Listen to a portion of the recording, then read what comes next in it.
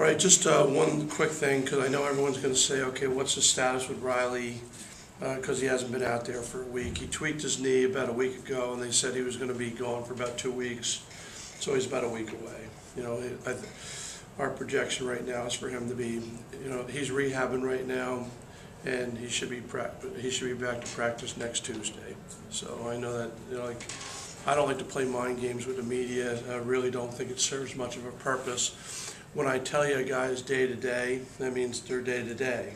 And it means I'm not sure if they'll be back by the next day, but if a guy's going to be gone for any extended period of time, you know, I like to try to, without giving to our opponent, you know, what exactly is happening. I like to try as best I can to give you guys a heads up so it's not just a guessing game all the time.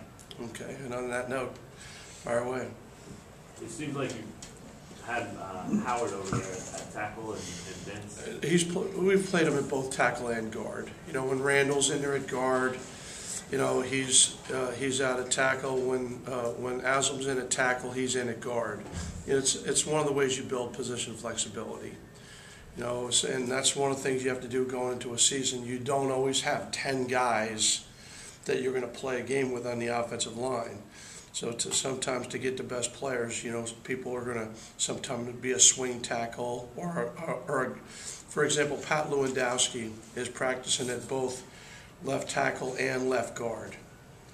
You know, so even though he's right now our backup left tackle, he could potentially be the next left guard that goes in. I mean, so on a lesser scale, it's the same thing. The only reason that hasn't come to play because we didn't even want to get tweaked on that side right now.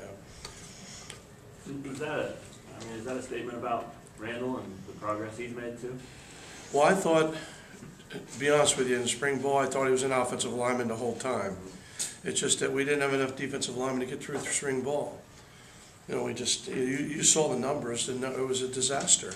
And you want spring ball to be somewhat competitive. Well, so if I keep on pulling guys, I thought Pat was an offensive lineman too.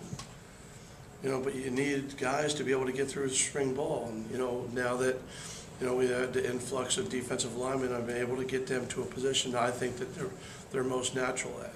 And they seem to both have picked it up very well. Staying on the offensive line, at the center position, you go from Trevor to, you know, redshirt freshman and Dylan. If something was to happen to Trevor, are you comfortable enough to put Dylan in there, or would you do some rearranging on the line there? I think the number one criteria, two criteria for a center are intelligence and toughness. And the kid's a 4.0 student. I mean, I'm blessed with the guys that were already here to have both Marangelli and Admire being, I mean, is way up there academically. And I think that at the center position, more than any position on the offensive line, you need somebody that's got, you know, got high intelligence. So when he gives up a little bit in girth, okay, he makes up the fact that he's tough and he's smart. And I'd have no problem playing him. You know, Sterling's still catching up physically a little bit. What have you seen from him? Well, he's made a lot of progress, you know, but we don't believe in just giving anything to anyone. Okay, he comes in here, big body, moves around really well. You still have to earn your playing time, and you know, he's getting better and getting more and more reps, and he's getting closer.